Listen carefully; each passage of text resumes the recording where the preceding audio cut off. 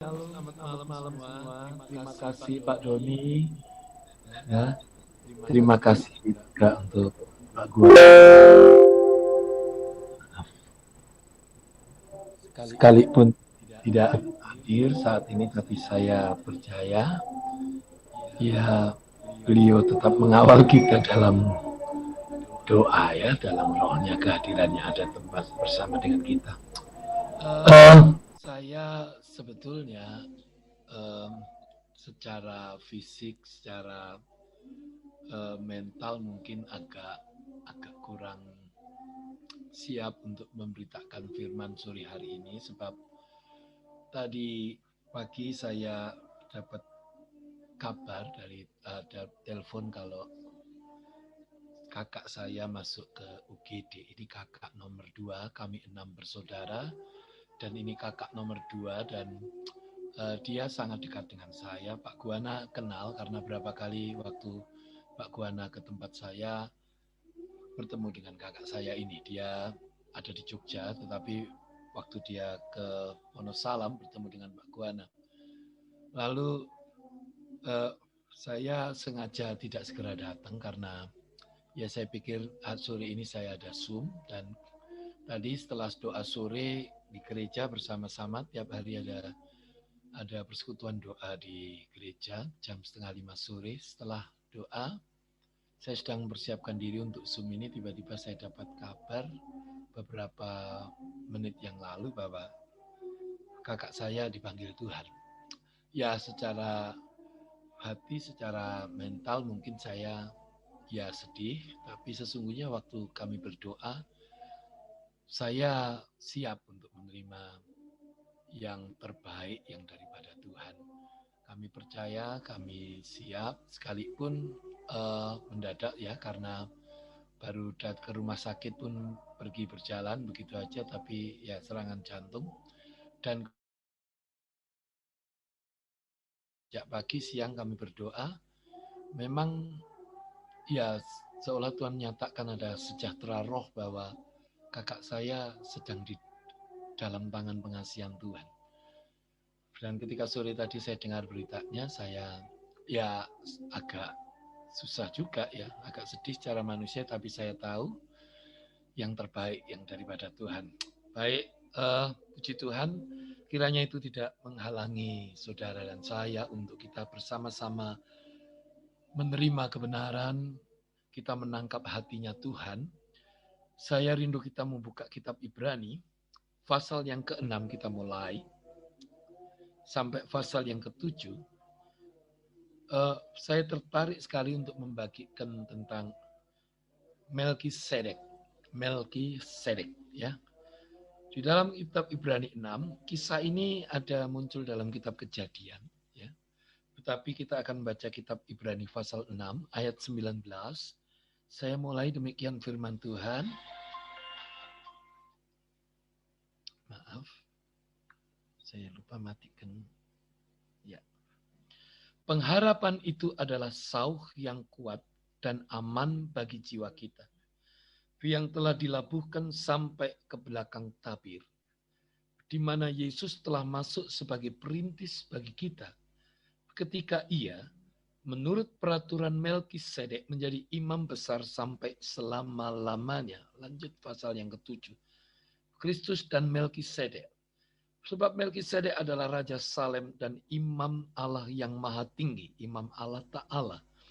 Ia pergi menyongsong Abraham ketika Abraham kembali dari mengalahkan raja-raja dan memberkati dia. Kepadanya pun Abraham memberikan 1/10 dari semuanya. Menurut arti namanya, Melkisedek adalah pertama-tama raja kebenaran dan juga Raja Salem, Shalom, yaitu Raja damai sejahtera. Ia tidak berbapak, tidak beribu, tidak bersilsilah, harinya tidak berawal dan hidupnya tidak berkesudahan. Dan karena ia dijadikan sama dengan anak Allah, ia tetap menjadi imam sampai selama-lamanya. Ayat 4, camkanlah betapa besarnya orang itu, yang kepadanya Abraham, bapak leluhur kita, memberikan 1/10 dari segala rampasan yang paling baik. Sampai situ ya.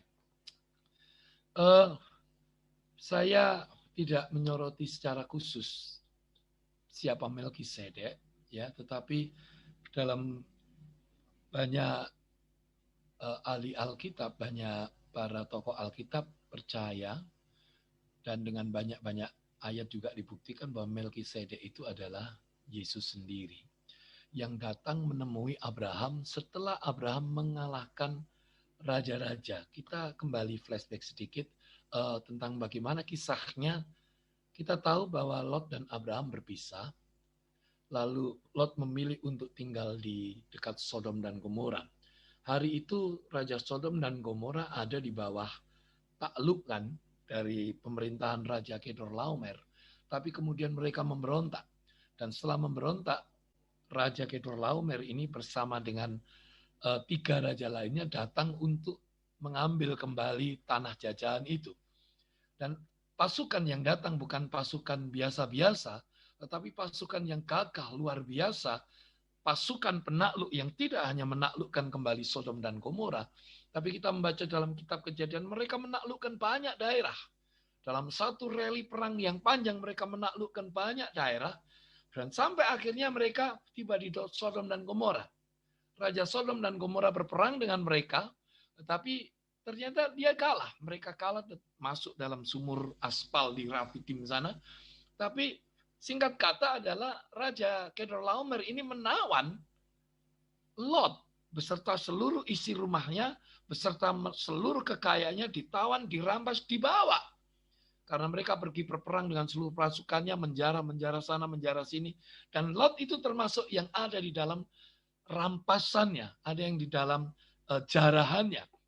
Maka berita ini disampaikan kepada Abraham. Karena orang tahu satu-satunya sekutu Lot yang mungkin bisa menolong dia adalah Abraham. Dan singkat cerita dikatakan bahwa Abraham mengejar dia bersama dengan beberapa sekutunya. Ya, di tempat dia berkemah, di tempat dia mendirikan temanya, di daerah situ dia punya banyak sekutu orang di situ. Ya, lalu dia mengejar, singkat kata dia mengejar Kedorlaomer, dan pasukan yang hebat, pasukan yang perkasa ini dikalahkan oleh Abraham. Abraham menang dan dia bawa kembali pulang segala jarahan yang diambil oleh Kedorlaomer. Dia menang, dia kembalikan keponakannya Lot dengan seluruh anak istrinya, semua dikembalikan, semua dibawa oleh dia. Tetapi yang menarik adalah di tengah-tengah saat itu, di tengah-tengah saat yang luar biasa itu, tiba-tiba muncul satu sosok. Muncul satu sosok di dalam kitab Kejadian, dikatakan muncullah Raja Salem. Namanya Melkisedek. Di dalam kitab Ibrani juga ditulis menurut artinya dia adalah pertama-tama Raja Kebenaran, Melkisedek, ya, dan juga Raja Shalom, Raja Yerusalem, Raja Damai Sejahtera. Saudara, dan yang menarik, Melkisedek ini menemui Abraham dengan membawa anggur dan roti. Ya, khas sekali apa yang kemudian Yesus bawa untuk kita. Yang menarik kemudian adalah setelah Abraham menerima anggur dan roti, Melkisedek memberkati dia. Abraham membayar kepada Melkisedek ini perpuluhan. Saya tidak sedang mengajar tentang persembahan atau perpuluhan. Tentu ini bukan dasar sebagai perpuluhan yang dilakukan gereja hari ini. Lepas dari itu, tapi saya melihat ada satu hubungan yang menarik yang kita selama ini diajarkan di Vol tentang bagaimana satu ikatan perjanjian. Kita lihat kisahnya bagaimana Abraham itu sudah ikut Tuhan. Abraham melangkah dipanggil dari Ur Kasdim dan dia ikut Tuhan ke tempat tanah perjanjian. Sementara dia jalan, sementara dia ikut, dia diberkati, yes. Dia tambah kaya, sampai kayanya jadi masalah antara dia dengan Lot, sehingga mereka harus berpisah. Tetapi kenapa perjanjian itu muncul, roti dan anggur itu muncul setelah justru Abraham berperang. Dan kalau kita baca kisahnya, dia berperang di lembah Raja-Raja. Di lembah Syawi, itu di lembah Raja-Raja. Dia menang, dia menghancurkan pasukan yang kuat. Dan kemudian datang perjanjian itu roti dan anggur. Dan dia mengikatkan dirinya dengan persembahan sepuluhannya sebagai tanda. Dia menerima, dia terikat dalam satu perjanjian itu. Saudara, ini satu hal yang menarik. Kenapa? Karena sekali lagi Kristus. Melkisedek adalah gambaran Kristus. Bahkan saya percaya Melkisedek yang menemui Abraham itu adalah Kristus sendiri. Kristus sendiri yang menemui Abraham. Yang di Alkitab dicatat sebagai Melkisedek. Ibrani 7 ayat yang keempat katakan, camkanlah betapa besarnya orang itu yang kepadanya Abraham bapak leluhur kita memberikan 1/10 dari segala perampasan yang paling baik. Abraham mendapatkan anggur dan roti itu setelah dia menang berperang. Abraham dipanggil ikut Tuhan, tetapi toh dia mengalami peperangan. Kita tidak aneh lagi dengan hal-hal ini. Ya, tetapi yang menjadi indah adalah dia maju berperang dan dia mengalahkan raja-raja. Abraham tidak berperang dengan orang sembarangan. Abraham tidak berperang dengan pasukan sembarangan, pasukan perampok. Dia berperang dengan raja-raja yang hari sebelumnya, beberapa waktu sebelumnya, itu mengalahkan 5 raja. Sekutu 5 raja, 5 tentara, 5 pasukan dikalahkan oleh 4 raja. Bersama Kedorlaomer itu. Dan mereka dihancurkan oleh Abraham. Artinya Abraham menunjukkan diri. Kalau dia adalah raja yang lebih baik. Raja yang lebih kuat. Raja yang mengalahkan raja yang waktu itu ditakuti. Saudara, bukankah kita ini berjalan di jalannya Abraham? Dan kita seringkali mengerti, kita menangkap, sering diajar di Vol ini bahwa panggilan kita adalah raja-raja, imam dan raja. Tetapi seringkali kita melupakan bahwa panggilan raja itu berarti kita berperang dengan mengalahkan raja yang lain.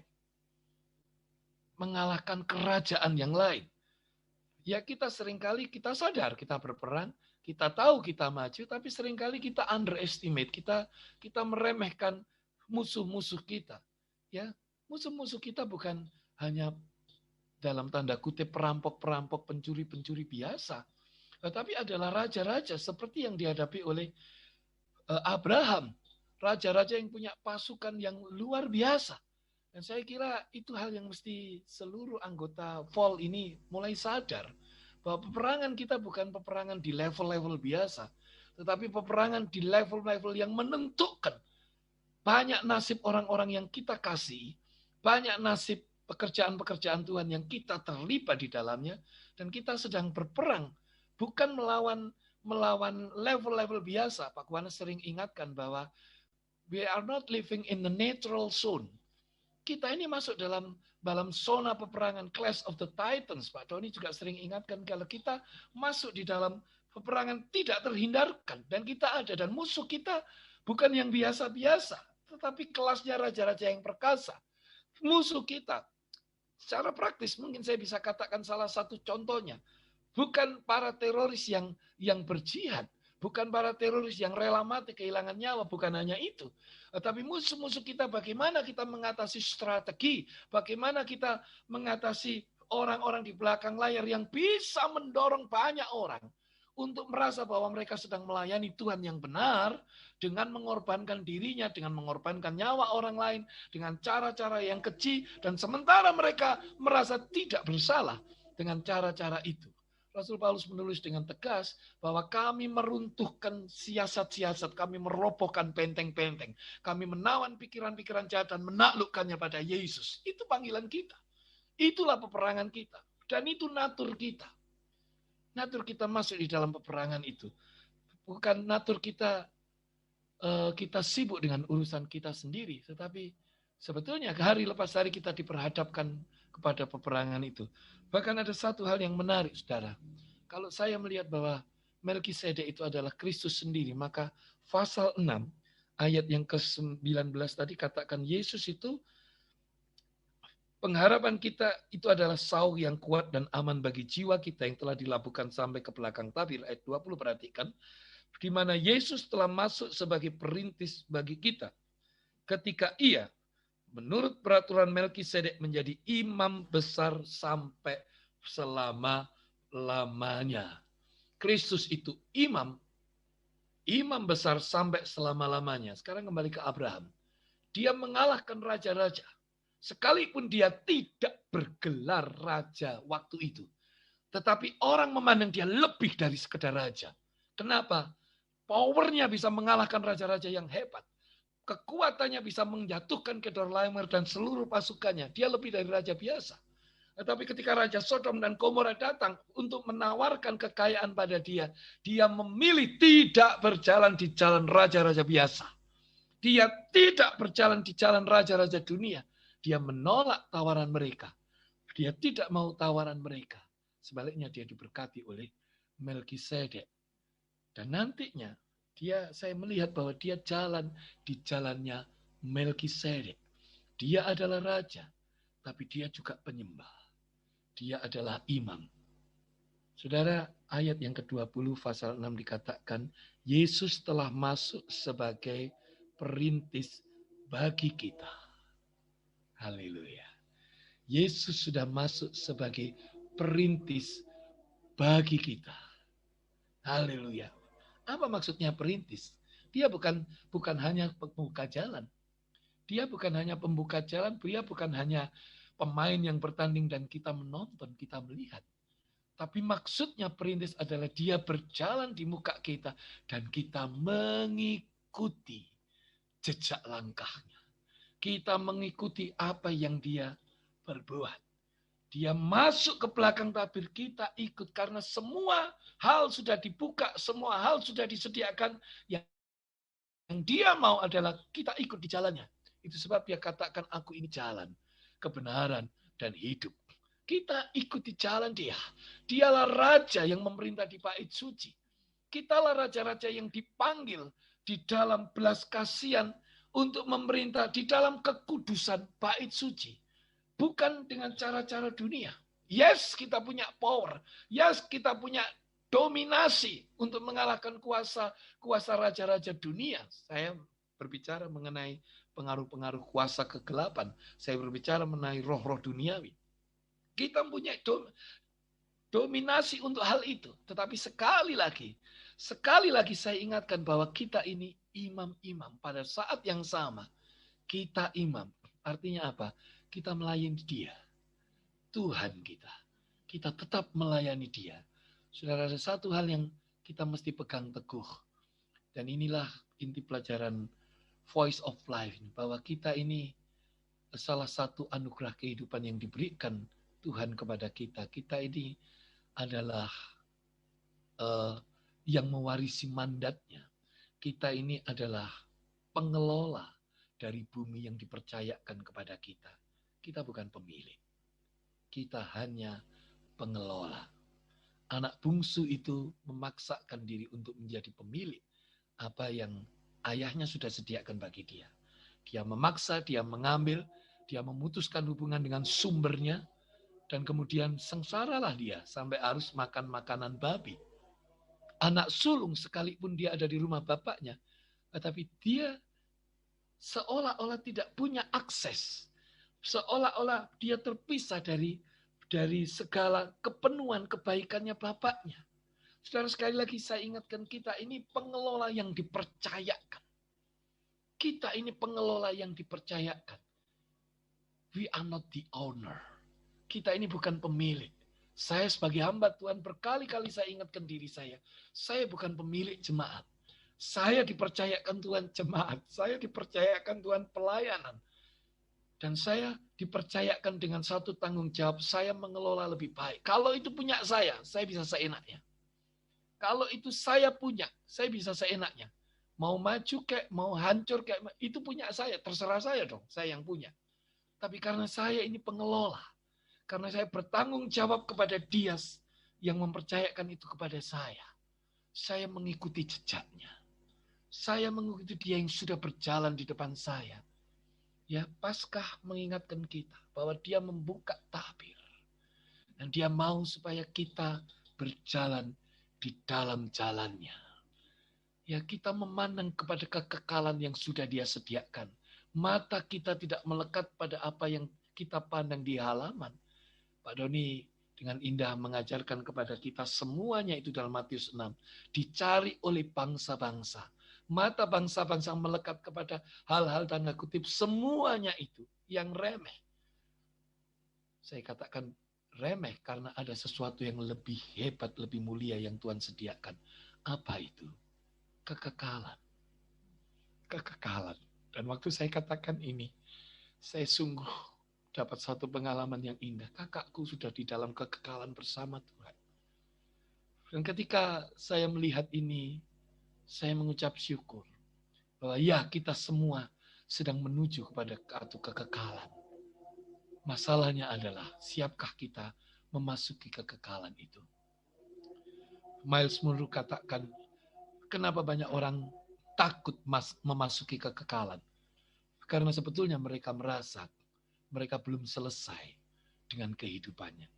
Karena sebetulnya mereka belum mengetahui apakah alasan keberadaan mereka hidup sudah tercapai. Karena sebetulnya mereka tidak yakin bahwa apa yang sudah mereka lakukan selama hidup ini itu cukup untuk bergema kepada kekekalan. Saudara, biarlah mata kita memandang kepada kekekalan. Berani pasal 6 ayat 19 tadi, pengharapan kita itu seperti sauh yang sudah ditambatkan. Mungkin kita tidak melihat secara mata, tetapi kita yakin percaya. Dia yang menambatkan itu. Dia mau kita berjalan menuruti apa yang dia sudah buka. Mata kita memandang kepada kekekalan. Bukan kepada apa yang ada di sekitar kita. Abraham tidak memandang seberapa kekayaan yang disediakan oleh raja-raja dunia. Dia menerima roti dan anggur. Dia menerima anugerah perjanjian itu. Dan sebaliknya dia juga memberikan persepuluhan dari segala rampasan yang terbaik. Saya katakan ini bukan dasar perpuluhan. Kenapa? Karena dikatakan di situ dia memberi persepuluhan dari segala yang terbaik. Kekayaannya yang di rumah dia tidak ambil. Kekayaannya yang di rumah, penghasilannya, ternaknya, dia tidak jamah sama sekali. Yang terbaik dari rampasannya dia berikan. Ya, sebagai tanda dia mengikat perjanjian. Bukankah saya sering kali diajar di fall ini bahwa saat kita berintim menyembah Tuhan, bukan hanya kita menikmati kehadirannya di tengah-tengah kita, tapi kita juga menyediakan diri dinikmati oleh Dia. Dinikmati oleh Dia. Pagi ini, saudara, waktu saya berdoa, saya bergumul untuk kakak saya diingatkan oleh Tuhan. Salah satu juga pelajaran yang luar biasa di fall ini, bahwa satu hal yang menyenangkan hati Tuhan, satu hal yang bisa membuat Tuhan tertawa, tersenyum pada kita, adalah kalau Dia mendapati bahwa hati kita percaya kepada Dia. Sekalipun kita tidak melihat tangannya, tapi kita percaya kepada hatinya. Dan pagi tadi saya diingatkan hal ini. Saya memang sedih ketika sore ini mendapat kabar itu, tetapi sebaliknya, saya dikuatkan saat yang sama oleh Roh Kudus. Bahwa kekekalan itu, ya, mendatangi kita. Kita masuk ke dalam kekekalan, dan kita masuk dengan percaya. Karena Dia sudah menyediakan yang terbaik bagi kita. Dia sudah menembus segala tabir. Dan Dia menyediakan yang terbaik bagi kita. Mata kita memandang kepada kekekalan. Sekalipun di dunia ini kita hidup di dalam kerajaannya, tetapi arahkan diri. Mata kita memandang kepada kekekalan. Saudara, ada satu kisah yang menyentuh hati saya di dalam Perjanjian Baru. Kisah bagaimana Yesus mengutuk pohon ara. Yesus jalan, dan tiap kali Yesus jalan kemana-mana, ya, tiap kali Yesus kemana-mana, saya belajar dari Pak Doni bahwa tidak ada perkataan, tidak ada perbuatan yang Yesus lakukan, ucapkan itu tidak ada hubungannya dengan perjanjian lama, Taurat, kitab para nabi, tapi sedang menggenapi, sedang menyempurnakan semua yang ditulis oleh kitab Taurat dan kitab nabi. Dan satu kali Yesus jalan, Dia mendatangi pohon ara, dan sengaja Yesus cari buah pohon ara. Dan Alkitab menuliskan hari itu tidak sedang musim buah ara. Saya membaca sepintas dan saya pikir, apa Tuhan tidak tahu? Mustahil dia tidak tahu.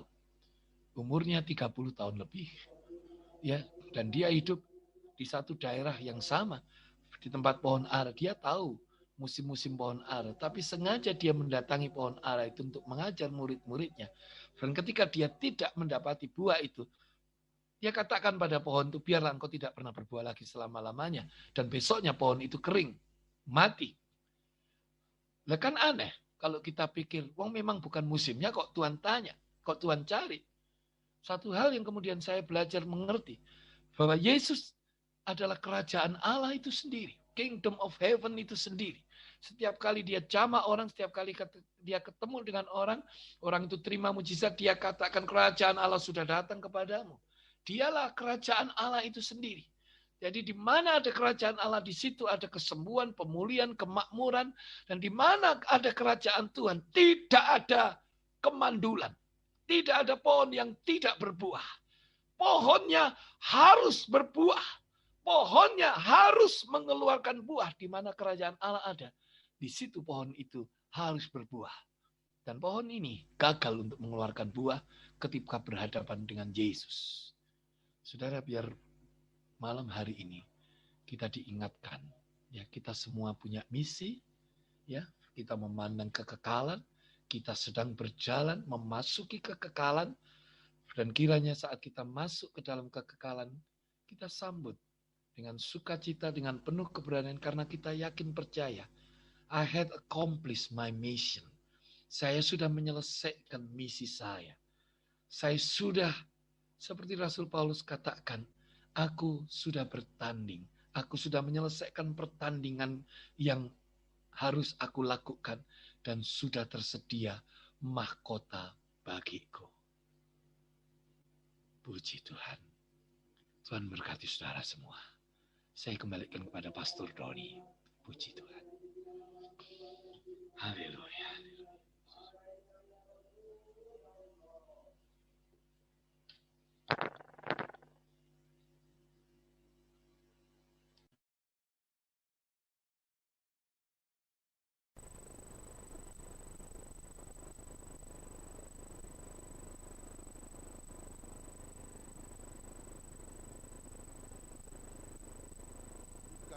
Dukanya Pak Widi juga menjadi duka dari Anda dan saya sebagai bagian dari, bukan cuma bagian dari kerajaan sorga, tetapi memang dari sebuah komunitas di mana kita bertumbuh dan berkembang bersama. Saya suka Anda semoga bisa diberkati dengan apa yang disampaikan oleh Pak Widi. Sebab sekali lagi Pak Widi banyak merangkum dari apa yang coba kami katakan, dan saya percaya kalau Anda simak baik-baik, Anda tangkap baik-baik, Anda akan mendapatkan banyak sebenarnya. Bahwa memang panggilan kita adalah panggilan raja. Abraham pengusaha, tapi kemudian memiliki posisi raja. Dan memang Alkitab berkata dalam kejadian waktu dia mencari makam buat istrinya Sarah, dan dia sampai di suku Het, dan dia mau kuburkan di situ. Dia cuma persoalannya tanah itu adalah tanah adat istilahnya kita. Dan Abraham bertanya, bolehkah aku beli tanah ini supaya aku bisa menguburkan istriku di situ? Dan suku Het berkata, silakan, engkau adalah seorang raja besar, great king. Jadi mereka memandang Abraham itu raja besar. Engkau seorang raja besar. Dan mereka berkata bahkan tidak perlu bayar. Tapi Abraham berkata tidak, saya harus bayar itu. Dan Anda lihat memang panggilan kita adalah panggilan dominion untuk menguasai. Bukan berarti dengan kekerasan, kekejaman. Tapi bagaimana prinsip-prinsip kebenaran itu dimasukkan ke dalam setiap kultur budaya di mana Anda dan saya berada. Kekristenan cukup menarik sebenarnya kalau diperhatikan baik-baik. Kekristenan termasuk agama yang ketika masuk ke dalam sebuah wilayah, dia itu berbaur dengan budaya yang ada. Makanya saya sendiri tidak terlalu setuju kemudian kalau kita Kristen dijadikan Yahudi, ya nggak setuju. Sebab orang Kristen kalau kekristenan itu ketika masuk ke Eropa, dia berbaur dengan budaya Eropa. Makanya kan salah satu pertentangan Paulus dengan kekristenan mula-mula adalah ketika orang Kristen Yahudi mula-mula mencoba menjadikan orang Kristen yang masuk kemudian itu menjadi Yahudi. Makanya persoalannya adalah persoalan makan makan halal atau haram kan gitu ya, sunat ya kemudian. Makanya Paulus melawan itu semua sebab mereka menyamakan bahwa masuk dalam kekristenan sama dengan masuk menjadi Yahudi. Paulus bilang biarlah orang Yahudi melakukan apa yang menjadi Torah sebagai Yahudi, tetapi mereka yang masuk kemudian, orang-orang Yunani, Romawi, orang-orang yang bukan Yahudi, ketika mereka masuk mengikuti Yesus, Paulus sangat melarang mereka untuk melakukan praktek-praktek yang dilakukan oleh orang Yahudi. Sebab kekristenan itu memang ternyata berbaur. Nah, yang susah sekarang hari ini adalah kekristenan Indonesia. Saya masih ingat dulu Daniel Alexander pernah bilang begini, ya kekristenan Indonesia kan dijajah Amerika. Karena berbaunya jadi bau Amerika semua. Contoh-contoh paling gampang, kalau khotbah pakai jas, pakai dasi, itu kan baju yang orang barat gitu-gitu ya. Kalau orang Indonesia bajunya apa? Sarungan, Pak. Nggak tahu. Tapi makanya ada pemikiran bahwa kita memang harus tampil sebagai gereja yang diletakkan di Indonesia, masuk ke dalam sebuah kultur dan budaya Indonesia. Bagaimana kita menebus sebuah budaya, sehingga budaya di sebuah tempat itu kemudian benar-benar menjadi budaya yang mengangkat tinggi kebenaran. Jadi gitu ya. Jadi bukan kembali jadi berlaku seperti orang Yahudi, bukan lagi. Saya masih ingat Daniel Alexander berkata, iya dulu dijajah Amerika, sekarang dijajah Hillsong. Sebab zaman itu banyak lagu Hillsong. Jadi kita harus menemukan warna kita. Bambang Nursena bilang, kita harus punya kearifan lokal. Jadi memang satu kekristenan yang masuk pada budaya Indonesia dan bagaimana kita bisa membawa nilai-nilai kekristenan kepada budaya yang ada. Dan saya pikir itu tantangan kita, Setuju ketika Pak Widi tadi berkata bahwa pengharapan itu dilabuhkan kepada sesuatu yang ada di balik tirai. Itu bicara tentang kekekalan, sorga, sebab di balik tirai itu bicara tentang ruang maha kudus. Ruang maha kudus itu bicara tentang Shekinah glory di mana Allah ada. Tentu saja sorga adalah tempat di mana Allah ada. Makanya kita percaya ketika Allah hadir di bumi jadi sama seperti sorga. Tapi kita juga percaya sorga itu bukan hanya dimensi sorga yang sana, tetapi bagaimana juga menghadirkan dimensi sorga yang sini. Inilah pengharapan kita. Satu kali kita akan melihat bumi itu, pengharapan kita pada satu hal, bumi benar-benar jadi sama seperti sorga. Di balik tirai. Nah, balik tirai itu ruang maha kudus. Dan ruang maha kudus itu kalau Anda lihat ukurannya itu kubus. Kubus artinya panjang, lebar, dan tinggi, ukurannya sama.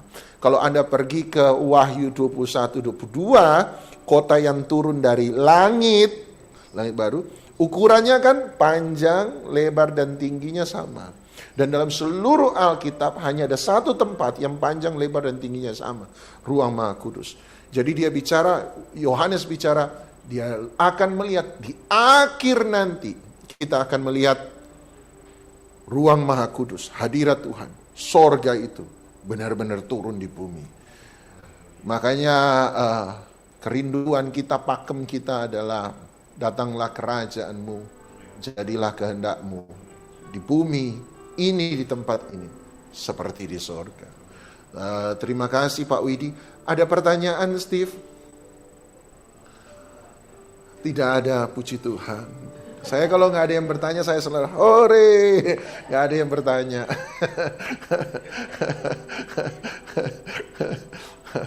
Baik, manapun Anda berada, terima kasih buat semua atensi yang diberikan Sekali lagi Pak Widi, kami turut berbelasungkawa, berempati dengan segala kehilangan. Walaupun sama seperti Pak Widi, kami percaya bahwa setiap mereka yang percaya pada Tuhan, mereka menemukan tempat dalam pangkuan Bapa. Mari kita datang pada Dia. Ada pengumuman mewah. Minggu depan sama, jam 6 kita akan ketemu pada saluran yang sama.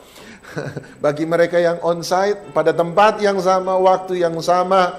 Dan saya percaya hadirat Tuhan yang jauh lebih dahsyat daripada minggu-minggu sebelumnya. Anda akan menikmati setiap pengajaran, dan saya berdoa Anda benar-benar menikmati setiap pengajaran yang ada. Ku mau selalu bersyukur.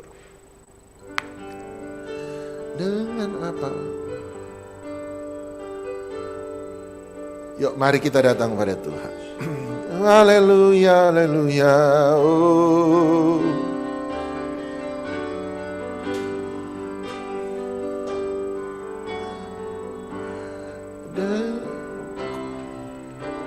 Apa ku membalas kasih-Mu yang ku terima dari-Mu? Dengan apa ku membalas cinta-Mu? Oh Yesusku, ku mau selalu bersyukur, selalu bersyukur. Kau Bapa yang setia, yang selalu menopang, ku mau selalu bersyukur, selalu bersyukur. Kau Bapa-Ku yang setia, ku mau selalu bersyukur, selalu bersyukur.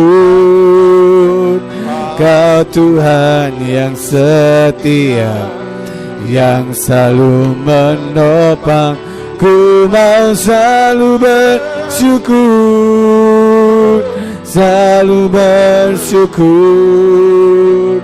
Kau Bapa-Ku yang setia, ku mau selalu bersyukur, selalu bersyukur. Kau Tuhan yang setia, yang selalu menopang, ku mau selalu bersyukur, selalu bersyukur.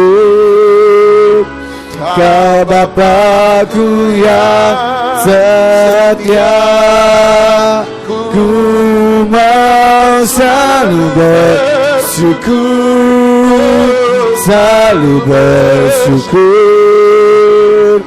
Kau Tuhan yang setia, yang selalu menopang, ku mau selalu bersyukur, selalu bersyukur. Kau Bapa-Ku yang setia, ku mau selalu bersyukur, selalu bersyukur. Kau Tuhan yang setia, yang selalu menopang, ku mau selalu bersyukur, selalu bersyukur. Kau Bapa-Ku yang setia, ku mau selalu bersyukur, selalu bersyukur. Kau Tuhan yang setia, yang selalu menopang, ku mau selalu bersyukur, selalu bersyukur.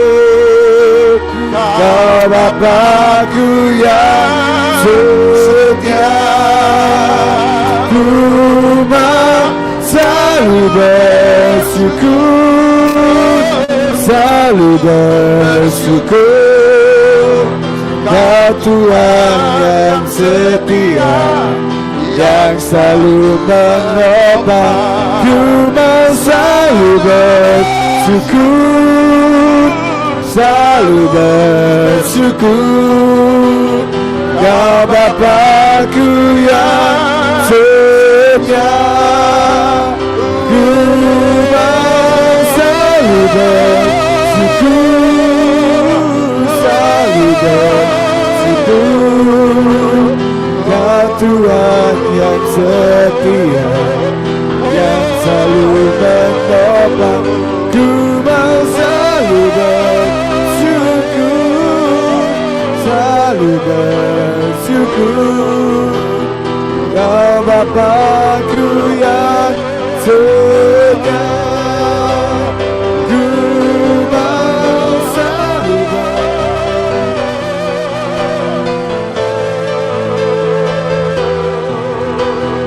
Kau Tuhan yang setia, yang selalu menopang.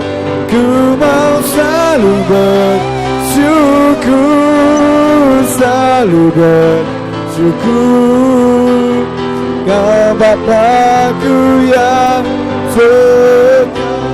Bapa-Ku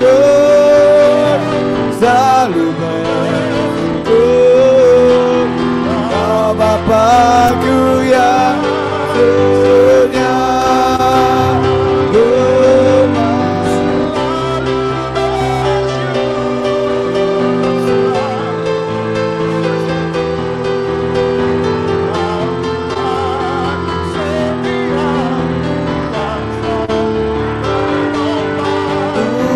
selalu bersyukur, selalu bersyukur. Kau Bapa-Ku yang setia,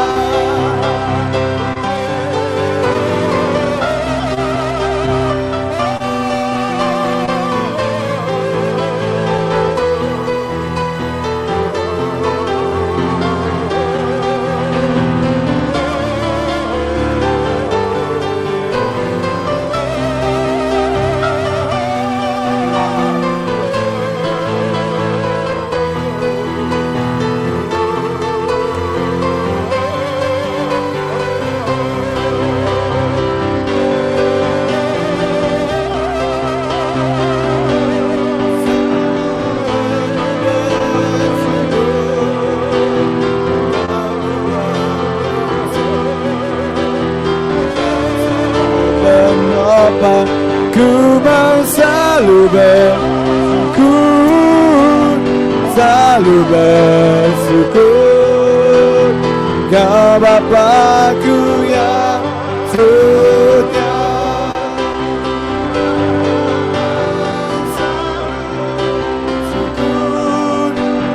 selalu bersyukur. Kau Tuhan yang setia, yang selalu menopang. Ku mau selalu bersyukur, selalu bersyukur. Kau Bapa-Ku yang setia, ku mau selalu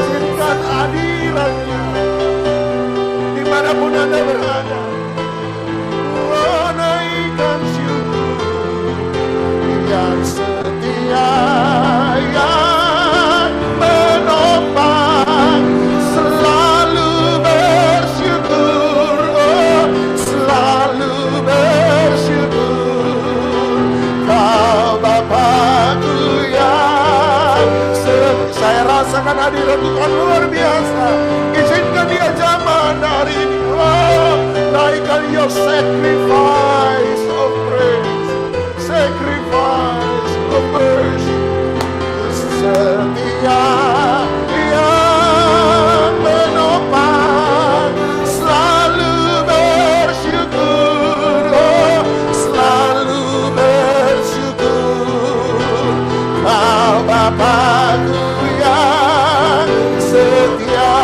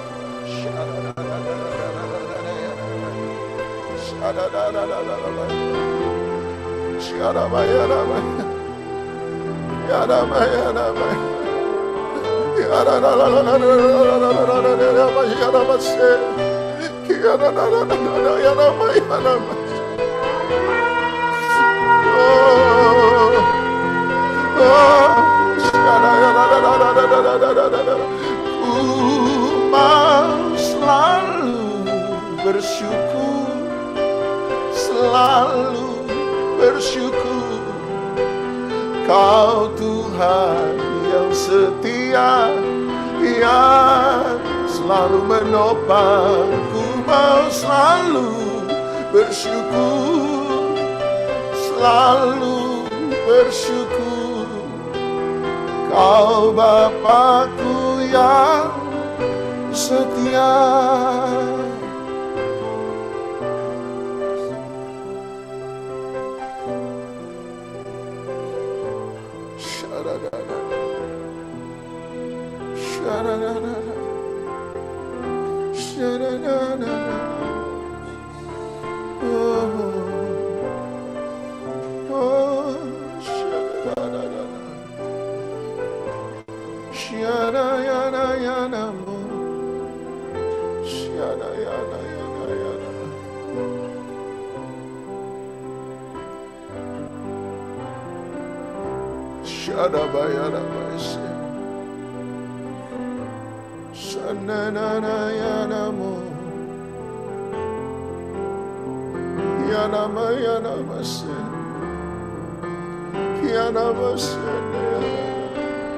Haleluya, haleluya.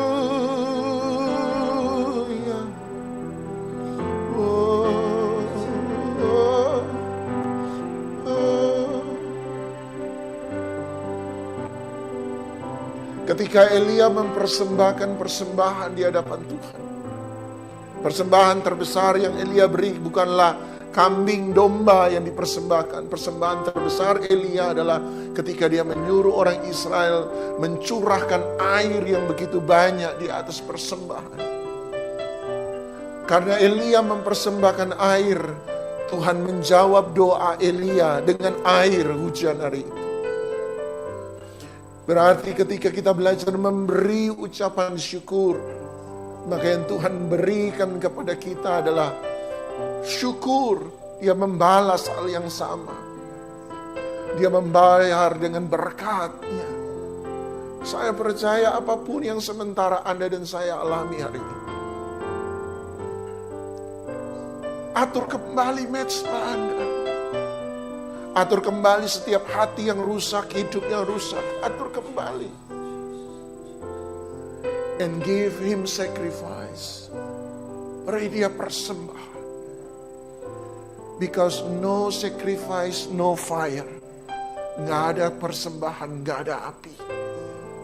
Nggak ada persembahan, Anda nggak akan melihat api. Hari ini Anda sulit untuk mempersembahkan sesuatu. Mungkin itu sebabnya dia berkata, korban ucapan syukur. Mengucap syukur di tengah-tengah hal yang sulit is a sacrifice. Itu adalah sebuah persembahan. Itu sebuah korban. Belajar untuk memberi. Belajar memberi. Because there is no fire without sacrifice. Nggak ada api tanpa persembahan. Haleluya. Tapi lebih dulu bangun. Saya merasa Anda perlu bangun. Ada 1-2 orang perlu bangun kembali mezbah Anda. Menata ulang hati Anda. Menata ulang hidup Anda. Menata ulang supaya berkenan menjadi mezbah yang kudus di hadapan Tuhan. Wow.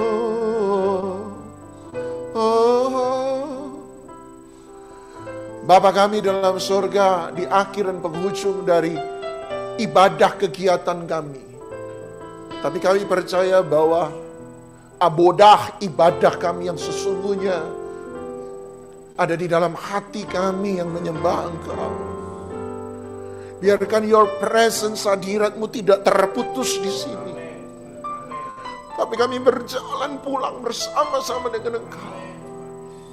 Musik boleh berhenti, ibadah lagu pujian boleh berhenti, tapi hati kami sementara bernyanyi kepadamu. Hati kami sementara worship you. Itu sebabnya api kami tidak akan pernah padam. Persembahan kami gak akan pernah padam. Sama seperti Engkau suruh imam-imam untuk menjaga supaya api itu tidak padam. Ajar kami untuk menjaga api kami dalam hidup kami tidak pernah padam. Dan cara untuk menjaga api kami tidak pernah padam, ada sacrifice. Ada persembahan. Persembahan. Kedagingan kami persembahkan. Keegoisan kami persembahkan. Kenyamanan kami persembahkan. Kami sementara mempersembahkan Tuhan, biarlah sesuatu yang terbaik bagi Engkau. Biarlah itu manis Kau dengar, itu harum di pemandanganmu. Menjadi persembahan Habel dan bukan persembahan Kain. Persembahan yang lurus masuk dalam hadirat-Mu. Ku mau selalu bersyukur, selalu bersyukur. Kau Tuhan yang setia, yang selalu menopang, selalu bersyukur, selalu bersyukur. Kau Bapa-Ku yang setia, ku mau selalu bersyukur, selalu bersyukur. Kau Tuhan yang setia, yang selalu menopang, selalu bersyukur, selalu bersyukur. Kau Bapa-Ku yang setia. Terimalah berkat daripada Allah Bapa, cinta kasih sayang dan syafaat daripada Tuhan Yesus Kristus, persekutuan, penghiburan, kekuatan, sukacita, damai sejahtera, kemenangan, hikmat, wahyu, urapan daripada Roh Kudus mengalir dalam kehidupanmu, menjadikan engkau terang di tengah-tengah kegelapan, garam di tengah-tengah ketawaran, kesaksian bagi mereka yang terhilang, penghiburan bagi mereka yang meneteskan air mata, kekuatan bagi mereka yang lemah, dan menjadikan engkau berkat bagi mereka yang membutuhkan. Tuhan, kami banyak berdoa untuk bangsa dan negara kami, tetapi kami harusnya juga banyak berdoa supaya kami menjadi berkat bagi bangsa dan negara kami. Kami berdoa buat teman-teman di NTT. Kami berdoa buat banyak orang yang sementara mengalami korban dari gempa yang kemarin. Tapi ajar juga kami bukan hanya sekedar berdoa, tapi jadikan kami jawaban dari doa itu sendiri. Jadikan kami tangan-Mu yang mengelurkan tangan kepada mereka yang sementara tertindas. Jadikan kami mata kami seperti mata-Mu yang memandang mereka yang sementara hancur. Berikan kami hati seperti hati-Mu yang berbelas kasihan. Biarkan kami bukan hanya berdoa, tapi biarkan kami menjadi jawaban doa itu sendiri. Lewat kami mereka bisa ditolong. Lewat kami hidup mereka bisa diberkati. Lewat kami mereka bisa menerima penghiburan. Tuhan, kami juga berdoa buat gereja-gereja di mana ada musibah. Kami berdoa supaya gereja bukan menjadi orang-orang yang terpuruk dalam kesedihan, tapi menjadi kesaksian yang bangkit di tengah-tengah puing kehancuran. Mereka menjadi sumber penghiburan bagi sesama sahabat mereka, menjadi sumber keberkatan bagi sesama kerabat mereka, menjadi sumber kekuatan bagi sesama mereka yang lemah hari ini. Hamba berdoa, biarlah kami menjadi agen kerajaan sorga di muka bumi. Let us be the church. Kami jadi gereja, dan lewat kami datanglah kerajaan-Mu. Jadilah kehendak-Mu di bumi seperti di sorga. Biarlah persembahan setiap kami ibadah berkenan di hadapan hadirat-Mu, memberkati kami semua, memberkati Pak Guana, memberkati seluruh keluarganya. Dalam nama Tuhan Yesus Kristus kami sudah berdoa. Yang percaya dilawat diberkati Tuhan, sama-sama kita katakan amin. Selamat malam Tuhan.